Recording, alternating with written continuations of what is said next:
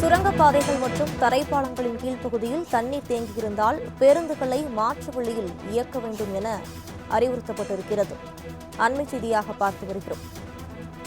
இது தொடர்பான கூடுதல் விவரங்களை வழங்குவதற்காக செய்தியாளர் சந்தோஷ் இணைப்பில் இருக்கிறார். வணக்கம் சந்தோஷ், விவரங்களை பதிவு பண்ணலாம். வணக்கம். தமிழகத்தில் வெயிலின் தாக்கம் அதிகமாக இருந்த நிலையில் தற்போது பல்வேறு மாவட்டங்களில் இந்த கோடை மழை என்பது பெய்து வருகிறது.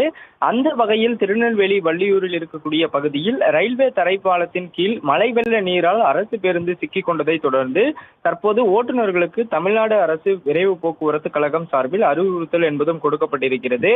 குறிப்பாக மழை வெள்ளம் தேங்கி இருக்கக்கூடிய அந்த சுரங்க பாதைகள் மற்றும் தரைப்பாலங்களின் கீழ்ப்பகுதியில் தண்ணீர் தேங்கியிருந்தால் பேருந்துகளை அந்த வழியில் இயக்கக்கூடாது என்றும் மாற்று வழியில் மட்டுமே இயக்க வேண்டும் என்றும் தற்போது அறிவிப்பு ஒன்றினை கொடுத்திருக்கின்றனர்.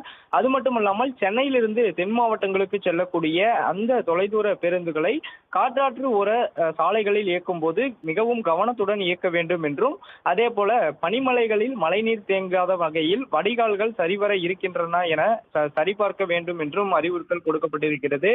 குறிப்பாக இந்த பனிமலைகளில் மழைநீர் வடிகால்கள் அமைப்பு பலகைகளில் ஏதேனும் அடைப்புகள் இருந்தாலும் உடனடியாக அதனை சரி செய்ய வேண்டும் என்றும் தெரிவித்திருக்கின்றனர். குறிப்பாக பேருந்துகளில் தண்ணீர் ஒழுகுவது, அதே போல சாய்வு இருக்கைகள் சரிவர இயங்காதது போன்ற புகார்கள் வந்தால் ஓட்டுநர் மற்றும் நடத்துனர்கள் உடனடியாக அதிகாரிகளுக்கு தெரியப்படுத்த வேண்டும் என்றும், இதன் மூலமாக அரசு விரைவு போக்குவரத்து தொடர்ச்சியாக ஓட்டுநர்களுக்கும் நடத்துனர்களுக்கும் இந்த அறிவிப்பு என்பதை கொடுக்கப்பட்டிருப்பதும் குறிப்பிடத்தக்கது.